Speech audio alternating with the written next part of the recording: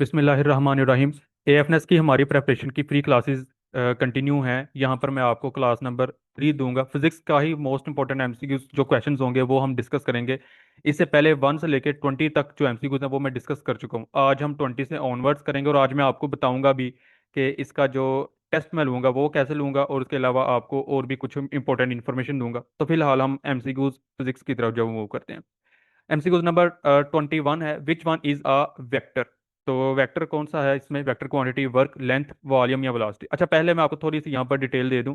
आपको मैंने बताया था कि जो फिजिकल क्वांटिटीज हैं, फिजिकल क्वांटिटीज उनकी 3 तरह की डिवीजन होती है। बेस क्वांटिटीज, उसके बाद बेस क्वांटिटीज और सप्लीमेंट्री क्वांटिटीज, सप्लीमेंट्री यूनिट्स जिनके होते हैं, और उसके बाद फिर derived quantities. Base quantities total 7 होती हैं, सप्लीमेंट्री 2 होती हैं, और जो ड्राइव क्वांटिटीज हैं अनलिमिटेड होती हैं। आज मैं आपको दो दो दो तरह की और भी डिवीजन बताता हूँ।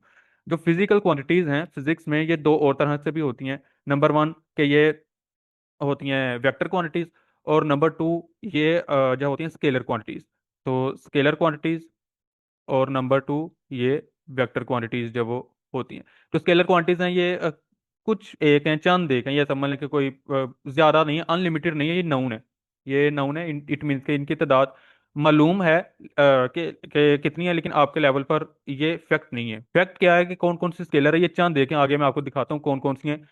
एफएससी के लेवल के ऊपर जितनी स्केलर क्वांटिटीज हैं वो मैं आपको दिखा देता हूँ। उसके अलावा जो भी आएगी वो वेक्टर होगी। उसके अलावा जो भी आएगी वो वेक्टर होगी, और जो वेक्टर है ये अनलिमिटेड है। ओके। अच्छा, मैं आपको थोड़ा सा बता देता हूँ। स्केलर क्वांटिटी वो होती है जिसका सिर्फ और सिर्फ मैग्नीट्यूड होता है, और जो वेक्टर क्वांटिटी वो जिसका मैग्नीट्यूड भी होता है और साथ में डायरेक्शन भी जब वो होती है। एक एक एग्जांपल देता हूँ, फिर उसके बाद हम एमसीक्यूज की तरफ जाते हैं। फॉर एग्जाम्पल, अगर मैं आपको कहूँ, आप शॉप के ऊपर जब वो शुगर लेने गए हैं, तो शुगर आप उसे कहेंगे 2 kg दे दो। ठीक है, ये जो केजी है ये उसका यूनिट है, ये उसका मैग्नीट्यूड है। लेकिन आप ये नहीं कहते कि जो शुगर है ये आप 2 kg दे दो, लेकिन आप जब ऊपर करके दे दो, या फिर ये इसको लेफ्ट में दे दो, राइट में दे दो, ऐसे नहीं कर, ऐसे नहीं कहेंगे आप। लेकिन फॉर एग्जाम्पल, एक और एग्जाम्पल लेते हैं, तो ये कौन सी होगी? ये स्केलर होगी जिसका सिर्फ मैग्नीट्यूड होता है, डायरेक्शन इसकी नहीं होती। जो तो दूसरी एग्जाम्पल है वो मैं आपको कहता हूँ कि फॉर एग्जाम्पल, बड़ी छोटी सी मैं आपको एग्जाम्पल देता हूँ, कि अगर आप दीवार को जोर लगाएंगे दीवार के ऊपर, तो आप किस तरफ जोर लगा रहे हैं? तो कोई ना कोई तो जोर लगा रहे हैं ना। पहले कम जोर लगा रहे होंगे, फिर ज्यादा जोर लगा रहे होंगे, इट मीन के फोर्स लगा रहे हैं। अब पिछली क्लासेस में आपको बता चुका हूँ कि जो फोर्स का यूनिट है वो न्यूटन होता है। लेट सपोज आप जब वो 10 न्यूटन फोर्स लगा रहे हैं कम, और जब आप ज्यादा करते हैं तो वो 20 न्यूटन होती है। लेकिन फोर्स लगा किस तरफ रहे हैं? दीवार की तरफ फोर्स लगा रहे हैं। क्या आप दीवार से जिस तरफ दीवार है उसके पीछे की तरफ फोर्स लगा सकते हैं? नहीं। क्यों? क्योंकि फोर्स एक वेक्टर क्वांटिटी है, और वेक्टर क्वांटिटी में डायरेक्शन का बहुत ज्यादा अमल दखल होता है, डायरेक्शन बहुत ज्यादा इफेक्ट करती है। तो इसलिए वेक्टर क्वांटिटीज वो होती हैं जिसका मैग्नीट्यूड भी होता है, डायरेक्शन भी होता है। तो अब यहाँ पर जो वर्क है, लेंथ है, वॉल्यूम है या वेलोसिटी, इनमें से कौन सी वेक्टर क्वांटिटी है? तो वेलोसिटी एक वेक्टर क्वांटिटी है। क्यों? क्योंकि अगली क्लासेस में मैं आपको पढ़ाऊंगा, जो इसके बाद फिजिक्स क्लासेस जब होंगी, जो कि तकरीबन कोई आई थिंक कोई 5 6 7 8 लेक्चर के बाद एक क्लास आएगी।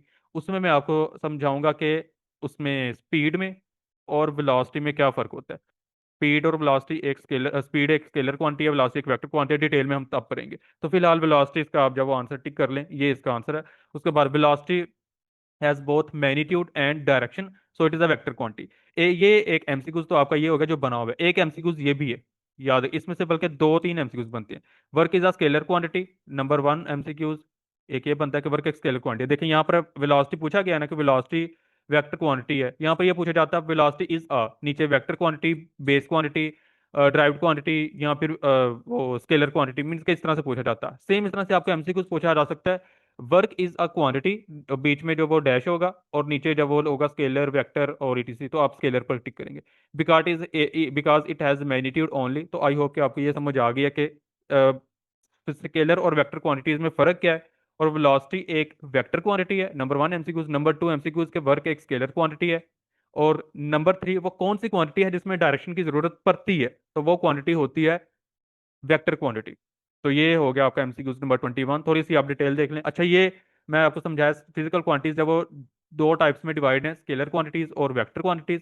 वेक्टर क्वांटिटीज वो जिसमें सिर्फ और सिर्फ मैग्नीट्यूड होता है, साइज देखा जाता है, और स्केलर क्वांटिटीज और वेक्टर क्वांटिटीज वो जिसमें मैग्नीट्यूड भी और डायरेक्शन भी देखी जाती है। ये एग्जांपल्स हैं स्केलर क्वांटिटीज की। Length, mass, time, speed, volume, work, energy और टेम्परेचर। ये पीछे देखें जरा, ये वर्क, लेंथ और वॉल्यूम, ये तीनों इसमें है। लेंथ, वर्क और वॉल्यूम, ये देखें। लेंथ, वॉल्यूम और वर्क, ये तीनों उसमें एमसीक्यूज में दिए गए हैं जो कि स्केलर थे, लेकिन पूछा उसने क्या था, वेक्टर कौन सी है, तो वो वेलोसिटी जब वो वेक्टर थी। तो इस तरह से आपको एमसीक्यूज पूछा जा सकता है। Time is the dash quantity, vector है कि स्केलर है, स्केलर है। Temperature is the dash quantity, vector है कि स्केलर है, स्केलर है। जो फोर्स है इज अ क्वांटिटी, वेक्टर है कि स्केलर है, वेक्टर है। अच्छा, नेक्स्ट आ जाए, an example of scalar quantity is. ये एमसीक्यूज मैंने इसलिए डाल दिया क्योंकि ये स्टूडेंट्स ने बताया हुआ था कि इस तरह का भी एमसीक्यूज बना हुआ था, आया हुआ था पास पेपर्स में, और मैं आपको ये समझा भी वेक्टर और स्केलर क्वांटिटीज रहा हूँ टॉपिक, तो उस हिसाब से फिर मैंने ये एमसीक्यूज डाल दिया। ये पीछे अभी मैं आपको बता के आया हूँ। तो वेलोसिटी तो हम पीछे अभी अभी कह के आए हैं कि जो वेलोसिटी है ये वेक्टर क्वांटिटी है, तो ये तो स्केलर क्वांटिटी हो नहीं सकता, ये एमसी ये ऑप्शन तो गलत हो गया।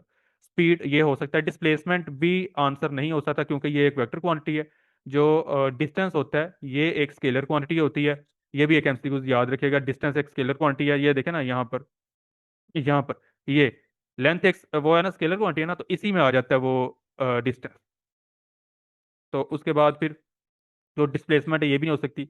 टॉर्क, टॉर्क भी जो वो आंसर नहीं हो सकता, क्यों? क्योंकि जो टॉर्क होता है ये होता है फोर्स मल्टीप्लाइड बाय रेडियस, इसका इनका क्रॉस प्रोडक्ट होता है। तो फोर्स यहाँ पर आ गया तो ये, और ये दूसरी बात की ये क्रॉस प्रोडक्ट है। याद रखिएगा, एक एक अलहदा से एमसीक्यू है, जो क्रॉस प्रोडक्ट होता है इसका जो रिजल्ट होता है वो एक वेक्टर क्वांटिटी होती है। दो क्वांटिटीज के दरमियान में क्रॉस प्रोडक्ट, उनका जो रिजल्ट होता है वो एक वेक्टर क्वांटिटी होती है। जो जो टॉर्क है ये भी एक वेक्टर क्वांटिटी है, तो रह कौन जाता है? स्पीड। तो स्पीड एक स्केलर क्वांटिटी है, स्पीड ही इसका जब वो आंसर आ जाएगा।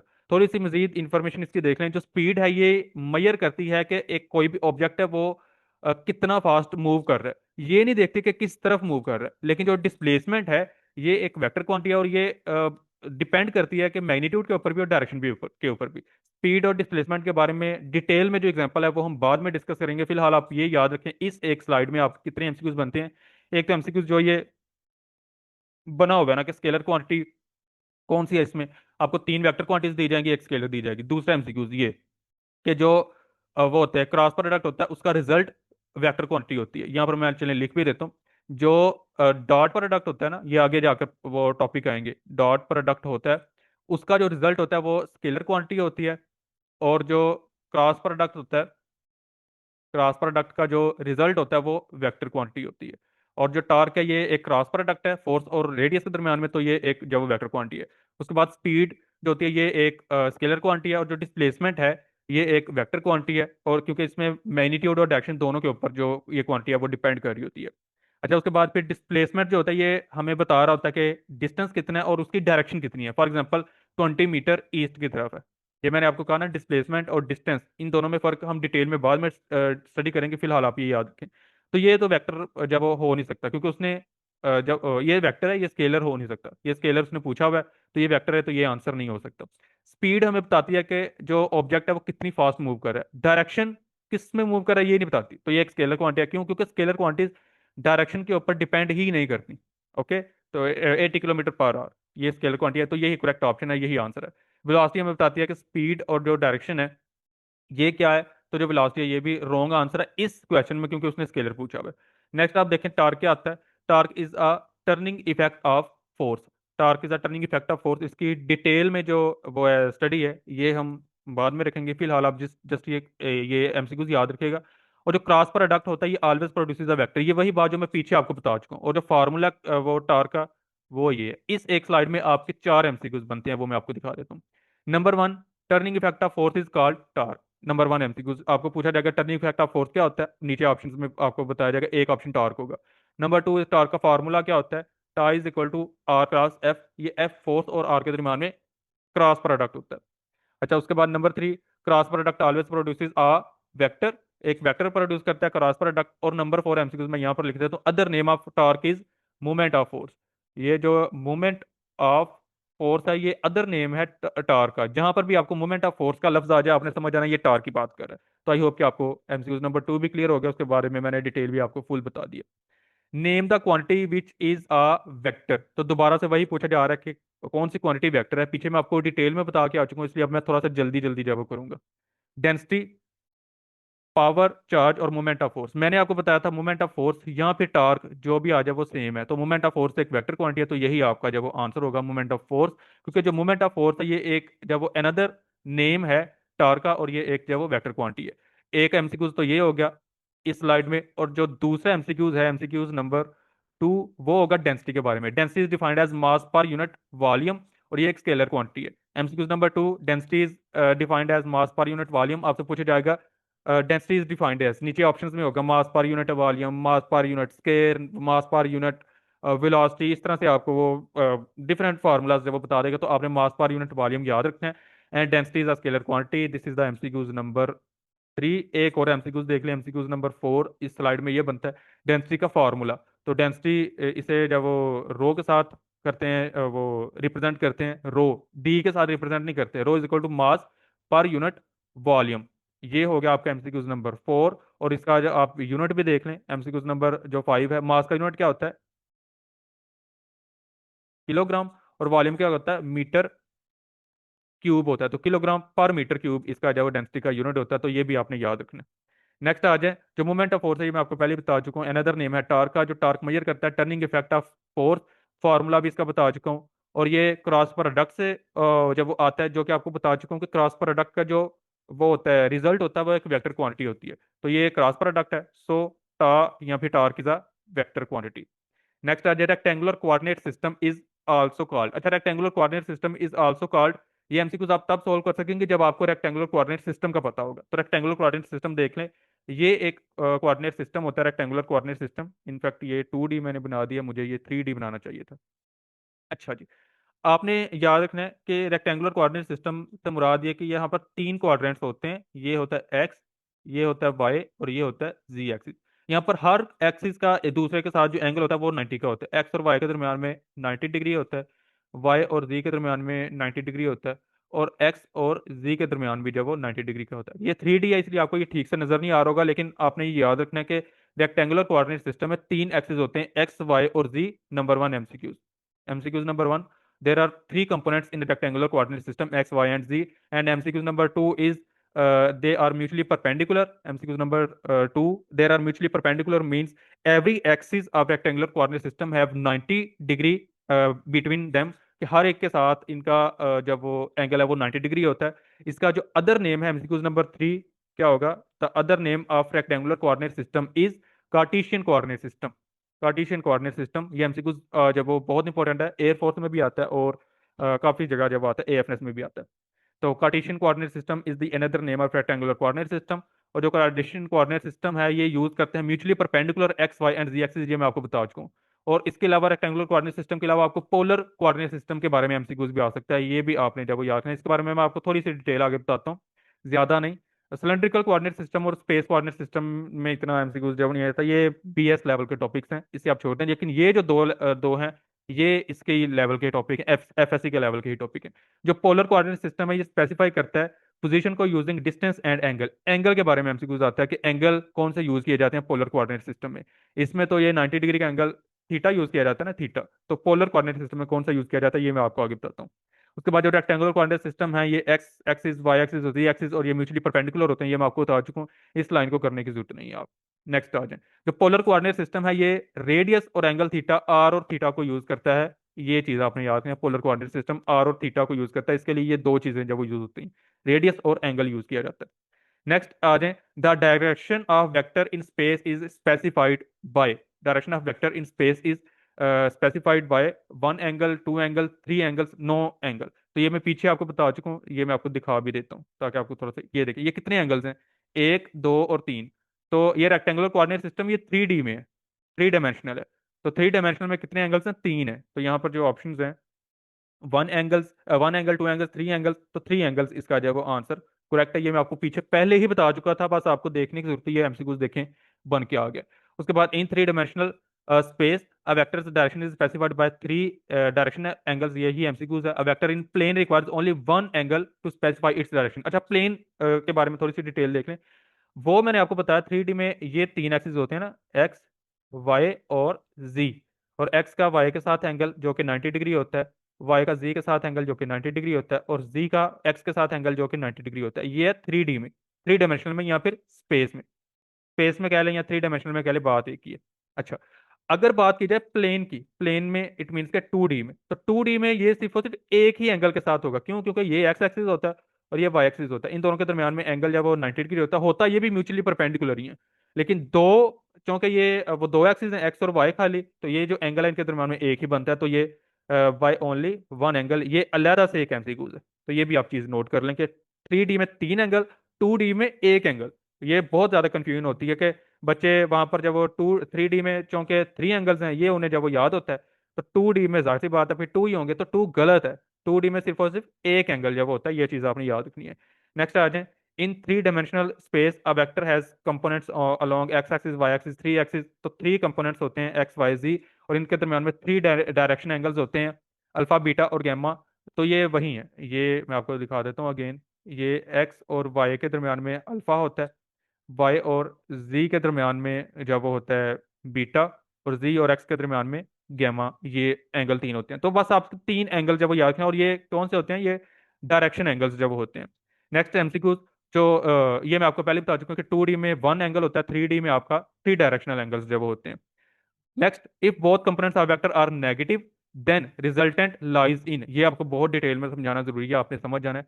ये चीज याद रखिएगा, मैं आपको पहले डिटेल में समझा दूं। ये एक्स एक्सिस है, ये वाई एक्सिस है, ये एक्स प्राइम है, ये वाई प्राइम है। यहां पर अगर तो एक वेक्टर के दो कंपोनेंट्स होते हैं ना, एक वेक्टर होता है ना ए, इसके दो कंपोनेंट्स हैं ए एक्स आई प्लस ए वाई जी। अगर तो जो एक्स वाला कंपोनेंट है वो पॉजिटिव हो और वाई वाला कंपोनेंट नेगेटिव हो, तो ये वो भी पॉजिटिव हो, तो ये दोनों एक्स पॉजिटिव और वाई पॉजिटिव, ये दोनों फर्स्ट क्वाड्रेंट में होंगे। ये फर्स्ट क्वाड्रेंट होता है, ये सेकंड क्वाड्रेंट होता है, ये थर्ड क्वाड्रेंट होता है, ये फोर्थ क्वाड्रेंट जब वो होता है। फर्स्ट क्वाड्रेंट में एक्स और वाई दोनों पॉजिटिव होते हैं, सेकंड में ये देखें ये वाई वाली साइड पर है ना, तो यहाँ पर वाई क्या होगा, नेगेटिव होगा, और जो एक्स है क्योंकि ये वो एक्स है ये पॉजिटिव होगा। ओके, यहाँ पर एक्स, ये गलत तो नहीं, ये एक्स प्राइम है, ये मैंने यहाँ पर गलत लगा दिया, एक्स प्राइम है, ये वाई प्राइम है, तो ये फिर थोड़ा सा हमें चेंज करना पड़ेगा।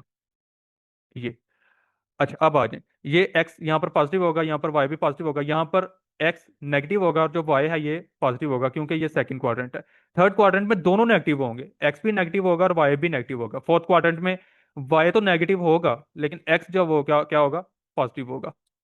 अब यहां पर आपको बताने का मकसद क्या है कि ये एक शेप आप समझ लें, आपके 6 एमसीक्यू सोल्व होते हैं। मैं आपको बता देता हूँ यहाँ पर एमसीक्यू नंबर 1, कि फर्स्ट क्वाड्रेंट में आपका दोनों जो क्या होते हैं, पॉजिटिव होते हैं।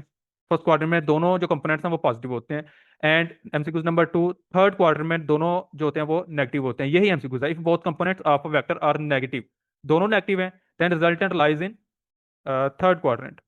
ये थर्ड में नेगेटिव होते हैं, तो थर्ड क्वाड्रेंट, यही एमसीक्यूज बन के आपको अभी आपके सामने, लेकिन यहाँ पर 6 एमसीक्यूज आपके बन सकते हैं।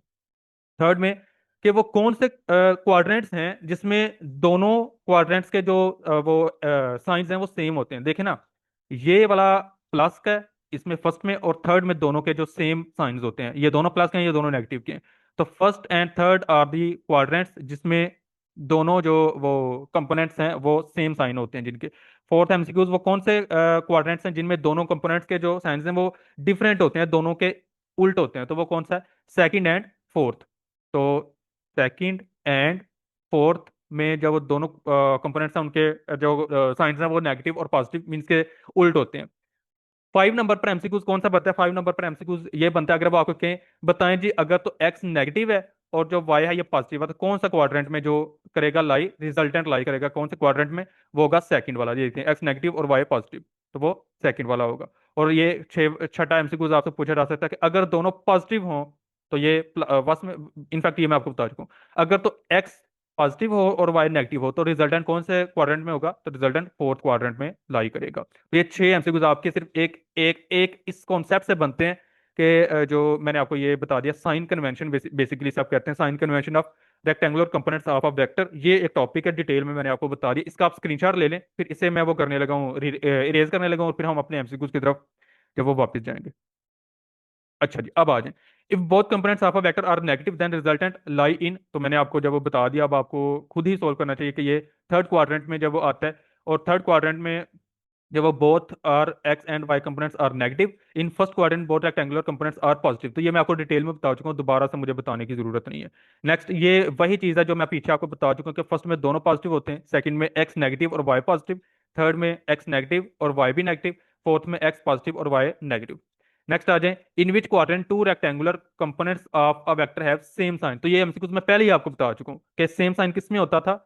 ये हम देख लेते हैं, एक्स वाई, वाई प्राइम और एक्स प्राइम सेम। ये इसमें एक्स और वाई दोनों पॉजिटिव हैं, इसमें एक्स और वाई दोनों नेगेटिव हैं। तो फर्स्ट एंड थर्ड, तो फर्स्ट एंड थर्ड क्वाड्रेंट इसका जब आंसर होगा।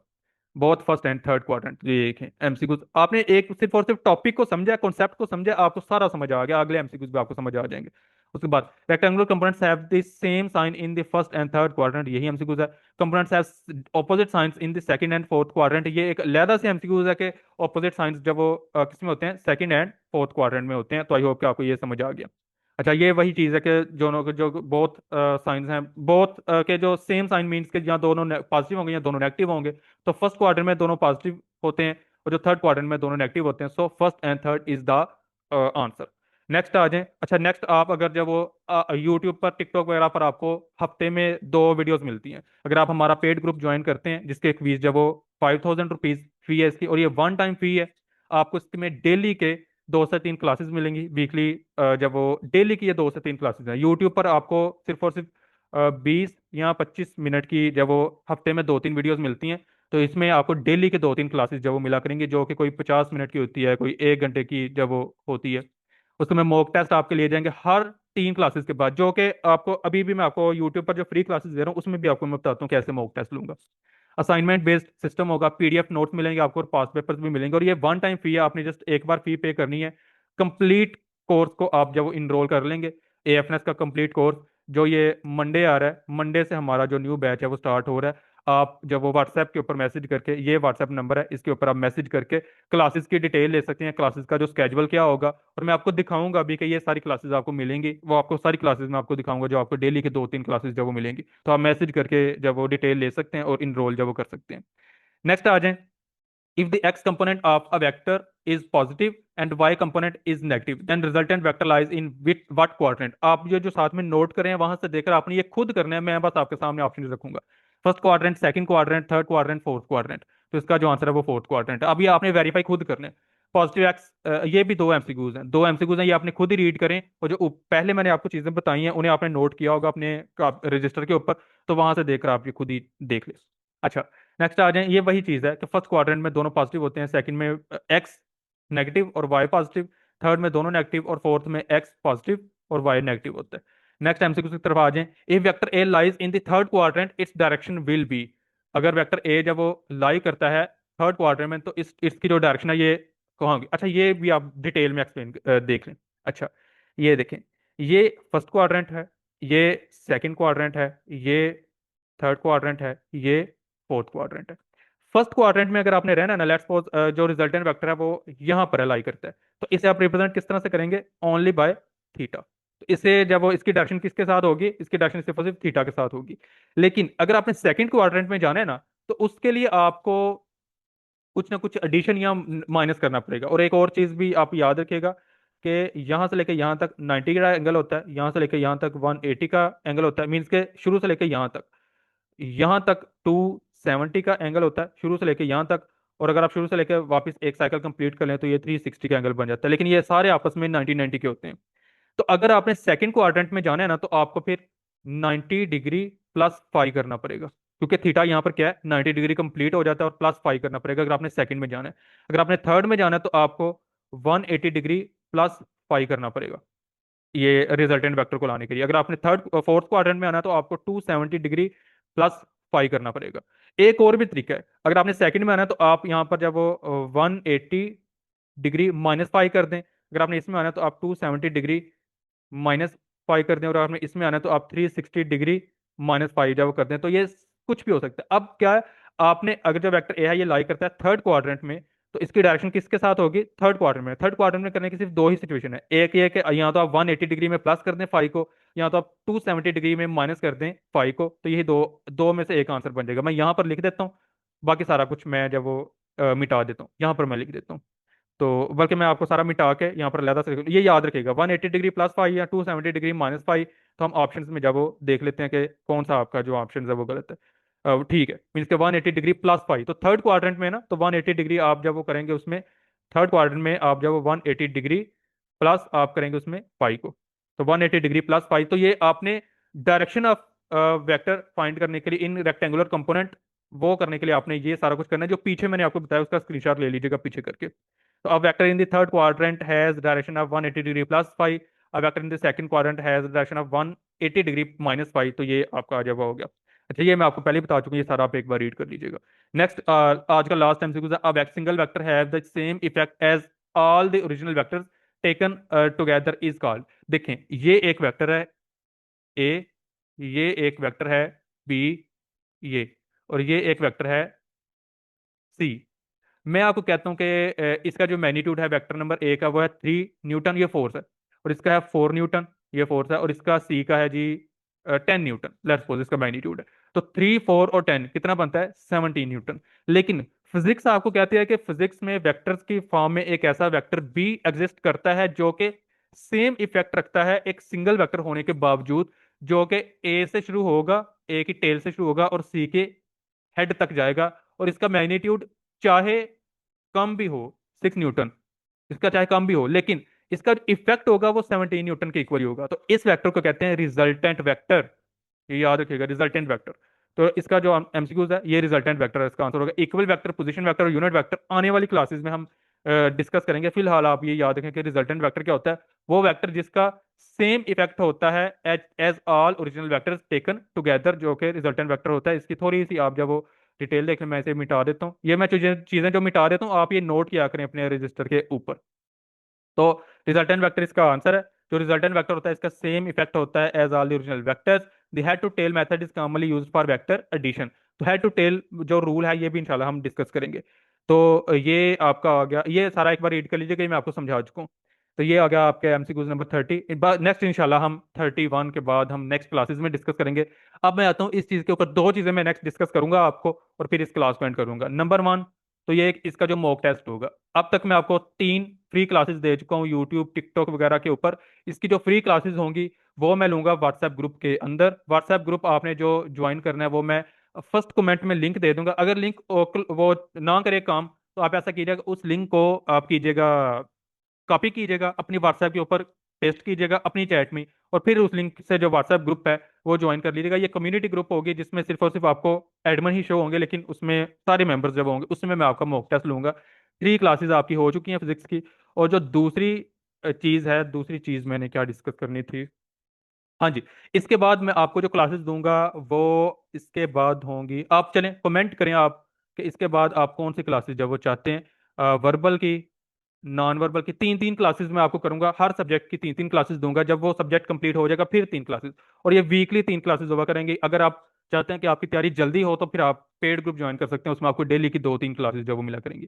तो वर्बल की चाहते हैं क्लासेस, नॉन वर्बल की, उसके बाद इंग्लिश भी ऑप्शन है आपके पास।